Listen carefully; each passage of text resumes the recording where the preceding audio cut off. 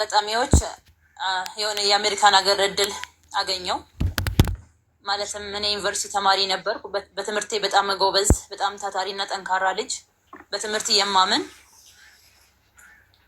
እንዲሁም የተወለድኩት ያው ከገበሬ ማህበረሰብ ስለሆነ ማለት ገጠር ክፍለ ሀገር ተወልጄ ያደግኩ ነኝ። በመማር አምናለሁ። ተምሬ ቤተሰቦቼን መቀየር፣ የቤተሰቦችን ህይወት የመለወጥ፣ የራሴን ህይወት የመለወጥ በጣም ትጉ እምነት ያለኝ ሴት ነኝና ዩኒቨርሲቲ የግል ኮሌጅ ገብቼ እየተማርኩ ነበረ። ኮሌጅ እየተማርኩ በጣም ጎበዝ ተማሪ ነኝ። በጣም ጥሩ ግሬድ ያለኝ ከዩኒቨርሲቲውም ነፃ ስኮላርሽፕ በ2018 የሚሰጠኝና እንዲሁም የወርቅ ሜዳሊያ የዋንጫ ሜዳሊያ የምሸለም ሴት ነበርኩ። በትምህርት ግን ደግሞ ኢትዮጵያ ውስጥ ስንኖር ትምህርት ተምረን ተቀጥረን ስንኖር የእኛ ህይወትን አንቀየርም፣ የቤተሰብም ህይወት አንቀየርም። ልክ ተመርቄ እንደጨረስኩ የራሴ ቢዝነስ ከፍቼ ከቤተሰብ ጋር ብር በመውሰድ ከሰዎች እንትን በማለት ቢዝነስ እየሰራው ነበረ። ቢዝነስ ሰራለው፣ በአካል ተገኝቼ ኦንላይን ላይ ስራዎችን ሰራለው። ጅማሮ ሌሎች ትሬኒንጎችን ወስዳለው። ከወጣቶች ጋር በነን ገቨርንመንት ኤንጂኦ ላይ ምናምን ፓርቲሲፔት አደርጋለሁ። በዚህ ውስጥ እያለው አንድ አጋጣሚ ሰው አገኘው። ያገኘሁት ሰው ኢትዮጵያዊ ሆኖ አሜሪካዊ የሆነ እህቱን ሊፈልግ ወደ ኢትዮጵያ እንደመጣ ነገረኝ። እኔ ከእህቴ ጋር ከሞጆ ወደ አዳማ እየሄድኩ ባለሁበት አጋጣሚ የመኪና አደጋ ደርሶብኝ አዳማ ላይ መኪና የተበላሽቶ እዛ ነው ያለው። እኔ ግን የመጣሁት ከአሜሪካን ሀገር ድረስ እህቴ ጠፍታብኝ እህቴን ላገኝ ነው አለኝ። ኦኬና እኔ ምን ልተባበርህ እችላለሁ ያልኩት፣ ምን ልረዳህ እችላለሁ? ወደ ሚዲያ ሄደን መጠየቅና ማግኘት እንችላለን፣ እህትህን ላግዝህ እችላለሁ አልኩት ሰውየውን። ከዛ ተዋወቀን፣ ቤተሰብ ሆንን። እኔ እህቱን የምፈልግበት የሚያገኝበት ወይ መፈለግ ጀመርኩ። በጣም እንደ ቤተሰብ እናወራለን። ከዛ እህቴ ጠፋች አለኝ። ከትንሽ ጊዜ በኋላ እህቴን ማግኘት አልቻልኩም። በኢቤስም በብዙ ሚዲያዎች አፈልጌያታለሁ፣ ላገኛት ግን አልቻልኩም። ለምን? ለእህቴ ያመጣሁትን ይሄንን እድል አንቺ አትጠቀሚበትም አለኝ። ለእህቱ የኢንቪቴሽን ፔፐር ይዞ መጥቷል። ዩኒቨርሲቲ ቺካጎ ዩኒቨርሲቲ ላይ እንደሚማር ፔፐር አሳይቶኛል። አሜሪካዊ አይዲ ይዟል፣ አሳይቶኛል ኢትዮጵያ አሜሪካዊ እንደሆነ። ከዛ እኔም ጉጉት ነበረኝ፣ ምክንያቱም የመለወጥ የመቀየር በጣም ጉጉት አለኝ። የተሻለ ህይወት የመኖር የቤተሰቦች ህይወት የመቀየር በጣም ጠንካራ ልጅ ነኝ። በመስራት አምናለሁ። በብዙ ፈተናዎች ውስጥ ያለፍኩ ሴት ስለሆን ስማርም በጣም በብዙ ቻሌንጅ ውስጥ ነው ያለፍኩት እና በህይወት ውስጥ በጣም በብዙ ውጣ ውረድ ውስጥ ነው ያለፍኩት። ለዛ የተሻለ ህይወት በቃ እግዚአብሔር ይገባኛል ብሎ ነው በእነዚህ ሰዎች አጋጣሚ ህይወቴ ሊቀይር ወደ እኔ የመጣው ብዬ አምኜ ተቀበልኩና ሰውየው የሚለውን ነገር አመንኩ ማለት ነው። ሊረዳኝ ተስማማ። ከዛ ይሄንን ነገር ግን ስረዳሽ ኖቨምበር 10ኛ ወር ላይ በኖቨምበር 24 በ2025 ላይ እንደሆነ ምርቃቱ ፔፐሩን አሳየኝ። እስከ ኖቨምበር 24 ድረስ ከምትቆይ በአስቸኳይ ከኢትዮጵያ የምትወጭበትን መንገድ ማስተካከል እችላለሁ አለኝ። እንዴት? እኔማ መውጣበት እድል ካለ ወጥቼ መስራት እፈልጋለሁ። የያዝኩት ዶክመንት ምንም አንድ ዳቦ እንደማይገዛ ተረድቻለሁ። ብቀጠር እንኳን ከቤት ኪራይና እንኳን ቤተሰቤ መርዳት አይደለም ለራሴ የምፈልገው ህይወት እንደማያኖረኝ ገብቶኛል። ለትምህርት የከፈልኩትን ዋጋ ወይንም ለትምህርት ያለኝ አቋምና አመለካከት ወደ ህይወት ሲመጣ እንደማያኖረኝ ገብቶኛል። ለዛም ነው መግባት በሌለብኝ ቦታዎች እየገባው በተለያዩ ስራዎች ውስጥ ራሴን እያስገኘው የነበረው። የማልሰራው ነገር የለም። ለምን? ለማግኘትና ለመቀየር ስል ዶክመንቴ እኔ እንደማያኖረኝ ስለገባኝ። ከዛ ቶሎ መውጣት ትፈልጊያለሽ አለኝ። አዎ መውጣት እፈልጋለሁ ከኢትዮጵያ። ስለዚህ በጣም ሚስጥር ነው፣ ለማንም ለእናትሽ እንኳን ቢሆን እንዳትነግሪያት። በጣም ሚስጥር ነው ግን ልረዳሽ እችላለሁ አለኝ። በምን ወይ ነው የምትረዳኝ? የምትረዳኝ አጋጣሚ ካለ እኔ ለመሄድ ዝግጁ ነኝ፣ ምንም ይሁን ዋጋ ከፍዬ። ኦኬ እንደዚህ ከሆነ ነይ ጥቁር አንበሳ ሆስፒታል የሚሰሩ ጓደኞች አሉኝ። እነሱም ከዚህ በፊት ያሉ ጓደኛ እህትም በእንደዚህ አይነት አጋጣሚ ወደ አሜሪካን ሀገር መሄድ ትችላለች። ስለዚህ ይሄን እድል ላስተካክልልሽ ላመቻችልሽ እችላለሁ አለኝ። ከዛ እሺ በቃ ምንድነው ከኔ የሚጠበቀው ስል ፓስፖርትሽ አምጪ፣ ስምሽ አምጪ፣ ከና አያትሽ፣ የተወለድሽበት ቀን፣ የትምህርትሽ ዶክመንት፣ እያንዳንዱ ነገር ከኔ ወሰደው። ከዛ ጥቁር አንበሳ ሆስፒታል ከአንዴም ለሶስቴ ምናምን ተመላልሽ የነበረ እየቀጠሩኝ ሰውየውን ለማግኘት እዛ የሚሰራ ጤና ሚኒስቴር ቦርድ ውስጥ የሚሰራ ሰው ነው ብሎ ያስተዋወቅ።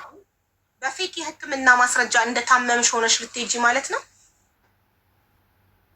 እንደታመም ሆኜ የሚያሰሩት እንደታመም ሆኜ ሳልታመም የባንክ ስቴትመንት በውሸት አሰርቶ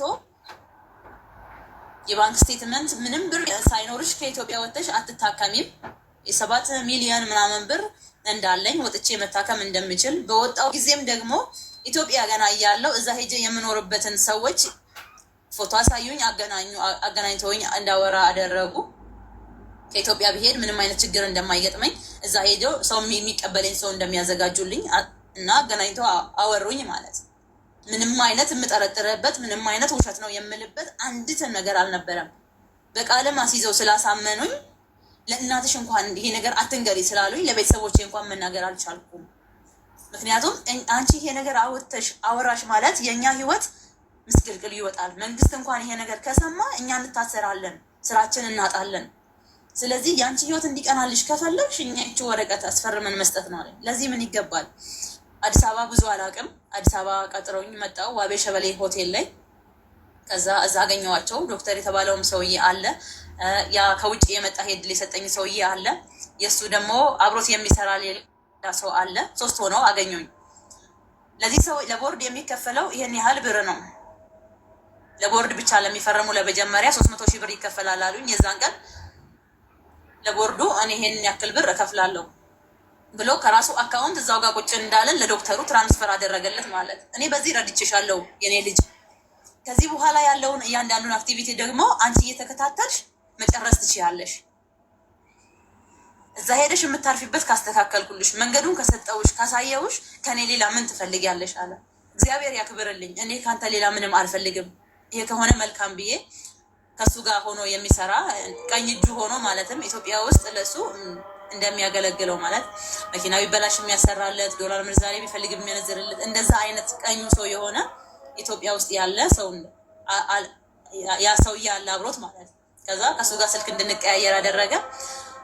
ለኤምባሲ መግቢያ ይሄን ያህል ይሉኛል፣ በየጊዜ ይሄንን ላኪ ይሉኛል። ስልክ እየተበደርኩ ከሰዎች እየለመንኩ ከሰዎች በጣም ማለት ከቤተሰቦቼ እየለመንኩ ከተለያዩ ጓደኞቼ ካሉ እየለመንኩ ግማሹ ገንዘብ ስለምን ግማሹ ሴትነት ሲጠይቀኝ ግማሹን በቃ በጣም ዋጋ መክፈል የሌለብኝን ሁሉ ዋጋ ከፍዬ ያንን ገንዘብ ሰብስቤ ለእነሱ ሰጠው ማለት። ለምን ጉጉት አለኝ የመማር የመለወጥ የመቀየር ማለት። ስንት ብር ሰጠሽና ይሄ ሁሉ ነገር ሳደርግ ቢያንስ ከ500 ሺህ ብር በላይ ሰጥቻለሁ ለእነሱ ማለት በትንሹ ከኔ ወጪ ከምመላለስበት ከምን ውጪ ጥሬ ገንዘብ ወደ 500 ሺህ ብር ከሰዎች ተበድሬ ለእነሱ የሰጠሁት። የምሰራውን ቢዝነስ በ1/4 ምናምን ሸጬ ለእነሱ የሰጠሁት። ከዛ ቪዛ ይመታልሻል፣ ምክንያቱም 10ኛ ወር እንዳልቆይ ስለሆነ ለኔ የነገሩኝ። በአስቸኳይ በአቋራጭ ከኢትዮጵያ በ72 ሰዓት ውስጥ ታማሚ ስለሆንሽ ከኢትዮጵያ ትወጫለሽ፣ ቪዛ ይመታል። ስለዚህ አሁን ከአንቺ የሚጠበቀው ምንድነው? ይሄ ሁሉ ሳደርግ ትምህርቴን አቆምኩት፣ ቢዝነሱ አቆምኩት፣ ሌላም ወስዳቸው ትሬኒንጎች ሁሉ አቆምኩት ማለት። ለምን? አንድና አንድ በቃ እድል አግኝቻለሁ። ኢትዮጵያ ውስጥ አልኖርም፣ ከኢትዮጵያ ልወጣ ነው። ኢትዮጵያ ውስጥ እያለው ማጠፋው ማቃጥለው ጊዜም አይኖረኝም። ሁሉ ነገሬን ወደ አንድ ዳይሬክሽን አዞርኩ ማለት ነው። ከዛ ሁሉ ነገር አለቀ በዚህ መልክ። በቃ አሁን አልቋል፣ ሬዲ ሆኗል። ይሄን ያክል ብር ደግሞ እኔ ከፍዬልሻለሁ እና እዛ ሄደሽ ለ3 ወር ሰርተሽ ትከፍይኛለሽ። ወደ 1.4 ሚሊዮን ብር እኔ ከራሴ ከፍያለሁ። እሱን እዛ ከሄድሽ በኋላ 3 ወርም ሆነ 6 ወር ድረስ ሰርተሽ ቢያንስ ግማሹ እንኳን ትከፍይኛለሽ። አሜሪካ ነገር ብዙ ብር ስለሚከፈልሽ ትከፍይኛለሽ አለኝ። እግዚአብሔር ያክብርልኝ። በቃ የዋህነቴና ብዙ የተበደልኩ ሴት ስለሆንኩ እግዚአብሔር ሊክሰኝ ስላለ ነው ይሄንን መልካምነት በእናንተ የሚያደርግልኝ ብዬ አመንኩ ማለት። አደረግን የሚሉትንም ልክ እንዳደረጉልኝ አድርጌ ነበረ የተቀበልኩት ማለት። እያንዳንዱ ነገር ስላመንኩና ለማንም ለቤተሰቦቼ እንኳን ስላልተናገርኩ በኤንጂኦ ያገኘው እድል ነው። ጎበዝ ተማሪ ስለሆንኩ በትምህርቴን ያገኘሁት ስላቸው አመኑኝ ቤተሰቦቼ። ምክንያቱም በትምህርቴ ራሱ እንደማገኝ ያውቃሉ። በጣም ምርጥ ጭንቅላት እግዚአብሔር ሰጥቶኛል። ተምሬ ሰነፍ ተማሪ አይደለሁም፣ በጣም ጎበዝ ተማሪ ነኝ እና እነሱ እኔን ለማመን አልፈጀባቸውም ጊዜ። በቃ ጎበዝ ተማሪ ስለሆነች እድል አግኝታ ነው ብለው አመኑኝ። እዚህ ጋር ያለውን ሀቅ ላለመናገር ብዬ ነው የዋሸሁት ማለት። ቤተሰቦቼን ዋሽቼ በዛ መልክ እያለ በቃ አሁን 4 ቀን ቀርቶሻል፣ ከኢትዮጵያ ትወጫለሽ፣ ሻንጣሽን አዘጋጂ፣ አይዞሽ፣ ቤተሰቦችሽን ቻው በይ፣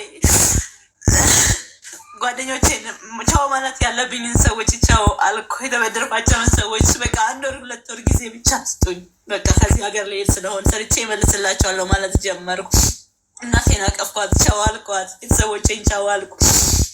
ይዤ የሚሄደውን ሻንጣ አዘጋጀው፣ ቪዛ ይመታልሻል በዚህ ጊዜ እና ትሄጃለሽ ብቻ ስላለኝ ሁሉ ነገሬን ዘግቻለሁ። እምነቴን በዙ ላይ ጥያለሁ።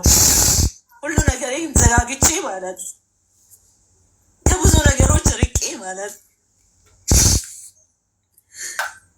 አይዞሽ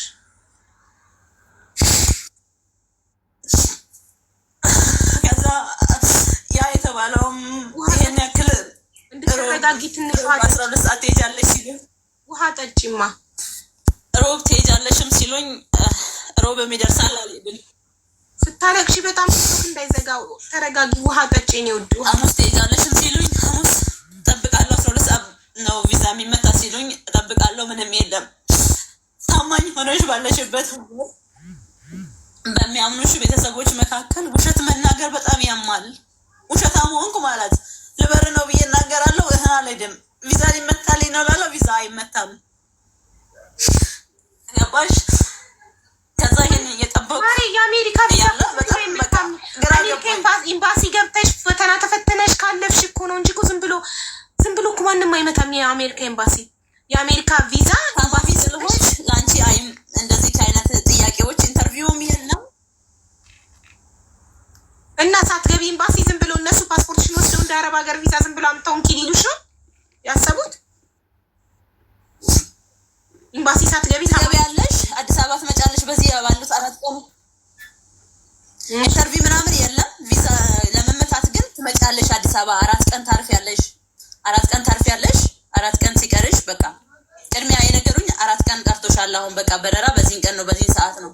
ስለዚህ ቪዛም ይመታል። ኢንተርቪው ምናምን የለም። ታማሚ ስለሆንሽ ምንም አይነት ኢንተርቪው የለም። ከአንቺ ጋር የሚሄድም ሌላ ሰው እኛ አዘጋጅተናል። አስተማሚ ብለን የራሳችን የኛ ወንድማችን አለ። እሱ ከአንቺ ጋር ይሄዳል። ገባሽ? ምንም የማውቀው ነገር የለኝም። ምንም እውቀቱ የለኝም አካዳሚካሊ እንጂ ሰው በዚህ ልክ ጨካኝ ይሁን አውሬ ይሁን በዚህ ልክ ቪዛ እንዴት ይመታ ፕሮሰስ እንዴት ይደረግ የማውቀው እውቀት የለኝም።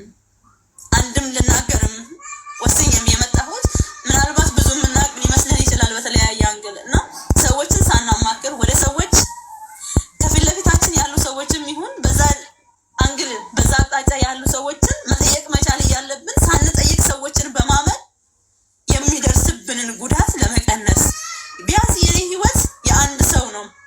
በዚህ በጣም የብዙ ሰዎች ህይወት እንደዚህ እየጠፋ ስለሆነ የብዙ ሰዎች ህይወት እየተበሰቃቀለ ስለሆነ ምሳሌ ብሆን ክፉ ሴት ሆኜ እግዚአብሔር ይህን ነገር በኔ ህይወት አላመጣም። ነገር ግን በጣም ትችያለሽ አንተ ቆራጥና የማልፈራ ሴት ስለሆንኩ እግዚአብሔር በዚህ አጋጣሚ የብዙ ሴቶች ህይወትን ሊታደግ ስለፈለገ ነው ወደ እኔ ህይወት ይህን ያመጣው ብዬ አምናለሁ። የግለሰብ ስም ምናልባት ብዙዎቹ እንደዚህ እየደረሰባቸው ዝም ብለው ሊሆን ይችላል። ምናልባት አልቅሰው ወይ ራሳቸው አጥፍተውም የጠፉ ብዙ ሊኖሩ ይችላሉ። ነገር ግን እኔ ምንም ነገር አልፈራም። ምክንያቱም ልቤ ንጹህ ሴት ነው። በጣም ንጹህ፣ በጣም የዋህ። ለዚህ ምንም አልፈራም። ሞት እንኳን ቢሆን አልፈራም። እኔ ለዚህ ነው ደፍሬ እናጋለሁ ያልኩት። እነዚህ ሰዎች አጋልጣለሁ። ወደ ህግ ብትሄጂ ምናልባት ህግ ላይዛቸው ይችላል። ምሽጋቸው ወይም ደግሞ ሃይራርኪያቸው በጣም ትልቅ ሊሆን ይችላል። ደግሞ ትልቅ ሆነ ማንም እነሱን ፈልገው በዚህ ልክ ከኔ ከአንድ ትንሽ ልጅ ይህንን መረጃ ሰምቶ በዚህ ልክ ሊረዳኝም በዚህ ልክ እነሱን ፈልገው ሊያወጣቸው የሚችል ሰው አለ ብዬ አላምንም። ካለው ቪዲዮ ሀገሬን ስለማውቅ ማለት ህጉም በምን አይነት ወይ እንደሚሄድ የሚታወቅ ግልጽ ስለሆነ ቤዛ እዛ ነው ወደ አንቺ መምጣትም መናገርም የወሰንኩት። ቤዛ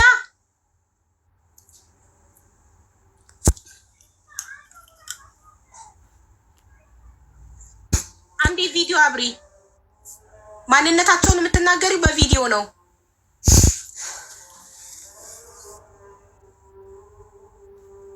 ካልሞላ ቪዲዮ መብራት አይችልም አይደለም? ቆይ ችግር የለውም። ቪዲዮ አይበራም። 1000 መብራት አለበት አይደል? ታርጊሻለሁ። አክሰፕት አድርጊ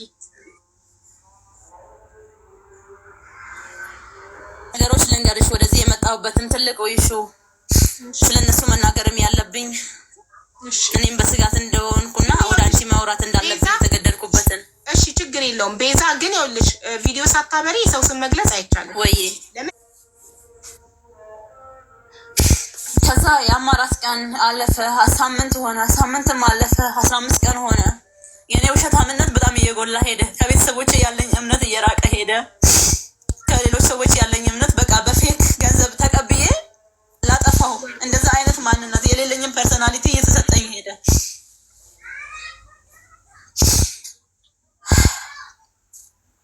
ከዛ ሰዎቹ ጋር መደወል ጀመርኩ። ሰዎቹን እንደውላለሁ።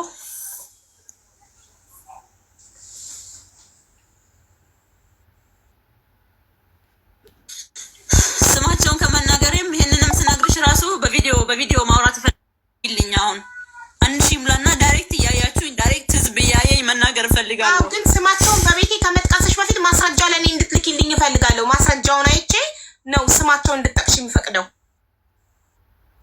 ማስረጃሽን ላኪልኝ። በሚገባ ልክልሻለሁ። በዋትስአፕ ላይ እኮ ላኪልኛ። መጀመሪያ በቤቴ ስማ ልክልሻለሁ በዋትስአፕ ላይ አሁን ነው። ቁጥርሽን ለሀኒ ላኪላት። ከላይ ላለችው ከስርሽ ላለችው ለሄለን፣ ከአንቺ በታች ሄለን አለች እህቴ ናት። ቁጥርሽን ላኪላት። እሷ ለእኔ ዋትስአፕ ላይ ትላክልኝ። ሀይል በልሽ አሁን። እሺ